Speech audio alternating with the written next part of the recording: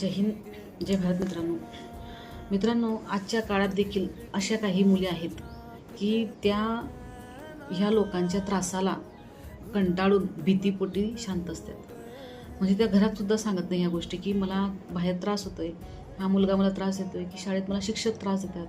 अशा ह्या गोष्टी मुली बाहेर स्पष्ट बोलत नाहीत आणि काही मुलींना भीती असते की आपण जर त्रास सांगितलं तर आपल्या आईवडील आपल्याला काय म्हणतील, आपल्याला आपली शाळा बंद करतील, शाळेत जायचं आपलं बंद करतील, आपल्या शाळा शिकून देणार नाही. या भीतीपोटी काही मुली या गोष्टी सांगत नाही. तर मला सर्व पालकांना सांगायचं आहे की तुम्ही तसं न करता मुलींना बसून त्यांचं मनातलं काय असेल ते काढून घ्या, त्यांना विचारा आपुलकीनं की बाबा तुला त्रास आहे का बाळा, त्याला विचारा.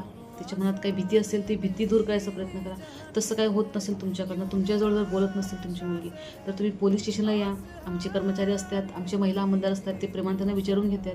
तुम्हाला जर डाऊट वाटत असेल तर तुम्ही 100% या पोलीस स्टेशनला. तुम्हाला महिला तुमच्यासाठी पोलीस स्टेशनला असतातच, ते तुम्हाला मदत करतील.